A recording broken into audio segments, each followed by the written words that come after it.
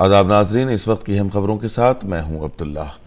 वज़ीर-ए-आज़म नरेंद्र मोदी ने नकल मकानी करने वाले जानवरों, परिंदों और दीगर जानदारों की नस्लों के तहफ़्फ़ुज़ के सिलसिले में 13वीं कॉन्फ्रेंस ऑफ पार्टीज़ यानी COP 13 का इफ्तिताह किया।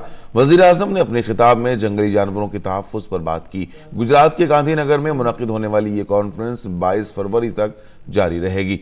कॉन्फ्रेंस COP 13 में दुनिया के 130 मुल्कों के नुमाइंदे शिरकत कर रहे हैं। इसमें शुरका तेजी से मादूम हो रही नस्लों के तहफ़्फ़ुज़ के बारे में तबादले ख्याल करेंगे। इसके साथ ही मुतादिद मुल्की और बैनुल-अक़वामी तंजीमें जंगली जानदारों के तहफ़्फ़ुज़ के बेहतरीन तरीक़ों से मुताल्लिक़ एक नुमाइश का इनेक़ाद करेंगी।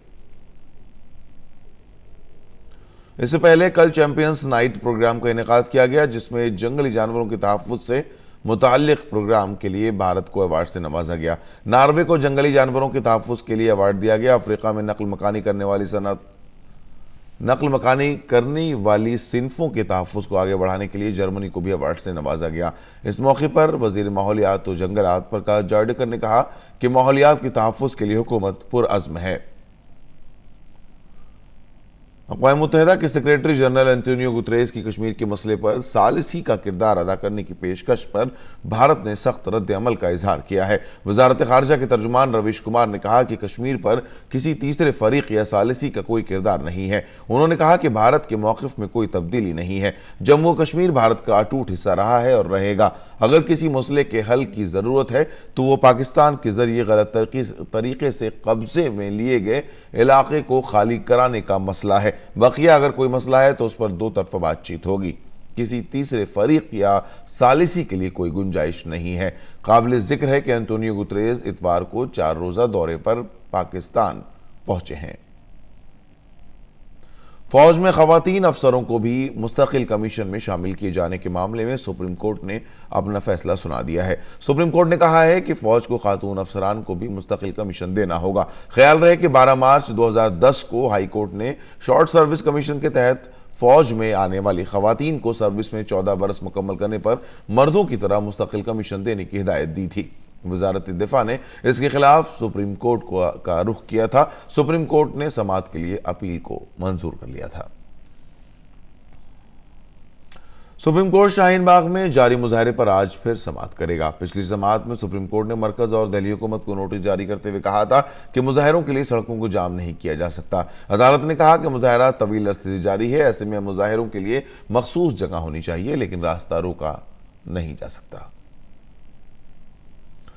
निर्भया इज्तिमाई इस्मत दरी के कसूरवारों के खिलाफ नए सिरे से डेथ वारंट जारी करने वाली अर्जी पर पटियाला हाउस कोर्ट में समाअत होगी। निर्भया के वालिदैन ने 11 फरवरी को नया डेथ वारंट जारी करने के लिए अर्जी दाखिल की थी। पटियाला हाउस कोर्ट ने पहले डेथ वारंट में 22 जनवरी को फांसी देने की हिदायत दी थी। उसके बाद अदालत ने 1 फरवरी को फांसी देने का हुक्म दिया था। बाद में कोर्ट ने 31 जनवरी को समाअत करते हुए उस पर रोक लगा दी थी। उत्तर प्रदेश के उन्नाव में आगरा लखनऊ एक्सप्रेस वे के पास कल रात एक ट्रक और कार के दरमियान हुए तसादुम में 7 अफराद की मौत हो गई। पुलिस के मुताबिक हरदोई उन्नाव शाहराह पर Agra Lucknow express way toll नाका के ठीक सामने एक कार का टायर फटने से वो बेकाबू होकर दूसरी लेन पर जाकर ट्रक से टकरा गई। टक्कर इतनी शदीद थी कि दोनों गाड़ियों में आग लग गई। कार में सवार 7 अफराद जल गए। हादसे के बाद ट्रक ड्राइवर फरार हो गया। पुलिस दोनों गाड़ियों के बारे में मालूमात हासिल कर रही है। वज़ीर-ए-आज़म नरेंद्र मोदी ने कल उत्तर प्रदेश के अपने पार्लिमानी हल्के वाराणसी का एक रोज़ा दौरा करके जिसमें उन्होंने कई तरक्याती मंसूबों को कौम के नाम वक्फ किया। वज़ीर-ए-आज़म नरेंद्र मोदी ने अपने पार्लिमानी हल्के वाराणसी में लोगों से खिताब करते हुए कहा कि उनकी हुकूमत आर्टिकल 370 और शहरियत तरमीमी कानून के फैसलों पर अटल है। उन्होंने कहा कि ये फैसले मुल्क के मफाद में हैं।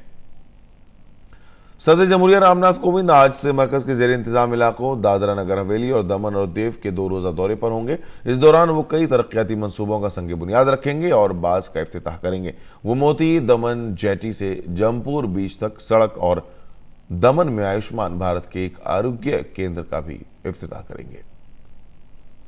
चीन में फैले खतरनाक कोरोना वायरस से निपटने के लिए भारत ने चीन को मदद की पेशकश की है। चीन में भारत के सफीर विक्रम मिस्री ने कहा है कि कोरोना वायरस के खिलाफ चीन की जंग में भारत एकजहती के साथ खड़ा है। मिस्री ने कहा कि जल्द ही भारत चीन की मदद के लिए दवाओं की नई खेप भेजेगा।